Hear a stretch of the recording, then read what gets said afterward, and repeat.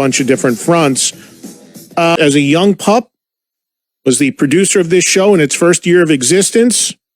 The company offered him... Well, we might as well start with the Eddie Van Halen stuff. Did you see Saturday Night Live this weekend? I did. The Jack White thing? Yes. So Jack White had a very subtle tribute to Eddie Van Halen. He used a customized EVH Wolfgang guitar during one of the performances of the song Lazaretto, and he also did a little bit of finger tapping on the guitar solo.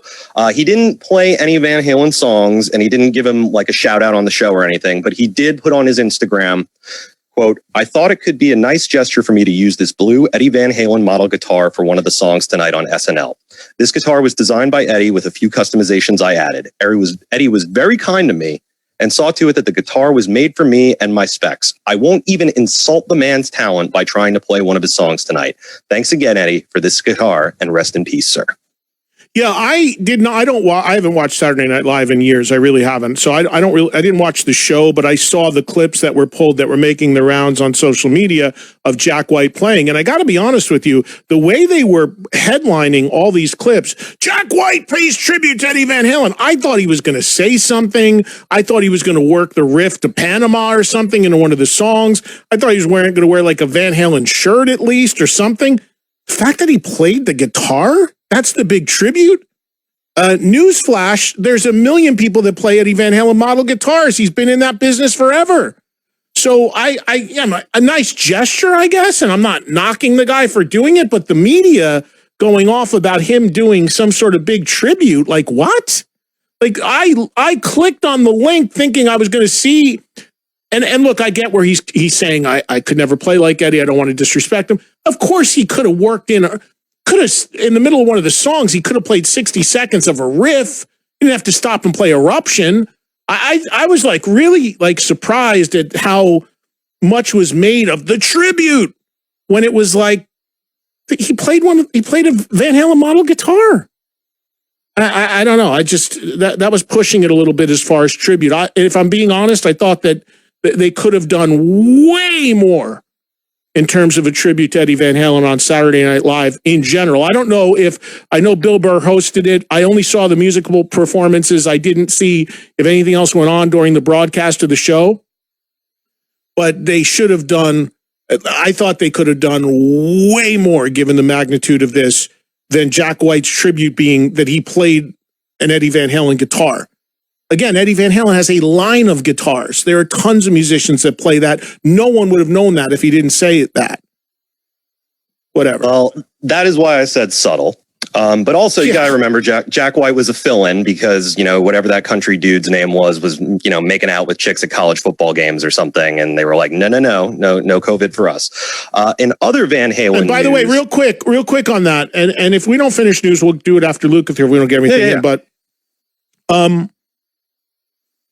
going back to the Jack White performance, I'll say this. I loved the performance. I thought, because SNL, 90%, it's some pop act on there, lip syncing, or playing, half of it's to tracks and some pop, whatever.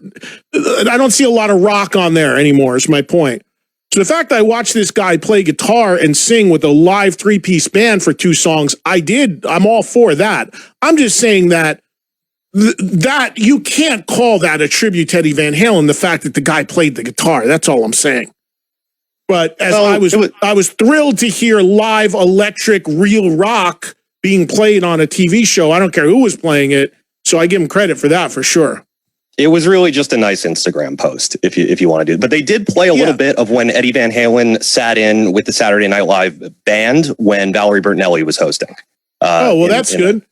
And by the way, I'm not saying, also just for clarity on this, I'm not saying it's Jack White's fault. I'm not saying he did anything wrong. Well, maybe I am, because I think they could have done something to give a little bit more of a nod than that. But the media, whatever, all the people posting online in the media, a tribute to Eddie Van Halen pays it. What? What planet are you on that you would call that a tribute? That the guy's got a whole line of guitars that a million musicians play. That's the tribute? Like the headlines of it would have led you to believe that the guy stopped the song in the middle of his own song and did Eruption and then went back to his song. That's all I'm saying. Well, what else, Alex? In Alex, other just like yesterday, aren't you glad you're back with me? Yeah, it's lovely. 3 years didn't. I'm still ranting like nothing's happened over the last 3 years. You picked right up. Hey, man, less work for me. I'm all for it. Keep chatting. But anyway, so in other Van Halen related news, the band's streams exploded last week, which is to be expected. But I find it interesting the ones that actually like crack the top 5. So Van Halen songs were streamed over 31 million times in America last week, according to Nielsen. And the top 5 songs were Jump at number 1. We had Panama at number 2, Running with the Devil at number 3, Hot for Teacher at number 4, and Eruption at number 5. No Sammy Hagar songs in the top 5. I mentioned this last week. Well, the first Sammy Hagar song was, I think, like at 6 or 7, though, and I forget which one it was. It might have been Right Now. I'm not sure. But there was one in the top 10 of those numbers. You know, I understand a spike in streaming like this because that's how so many people listen to their music now. My point last week was, and it's a crazy phenomenon, but Van Halen also had a huge spike in actual sales of their music, like physical sales as well. And I talked about, like, you know, I worked in a record store for many, many years, and back way before the days of streaming and the internet even, it was a huge deal when somebody died because we would have to scramble to get copies of their albums in the bins because people would come in droves to want to buy them. And I never understood that, because if you are a huge fan of somebody's or a fan of somebody's, wouldn't you have those records already? Like, I was a huge Van Halen fan. Eddie Van Halen died. If I wanted to listen to Van Halen, I have every record. I got it the day it came out.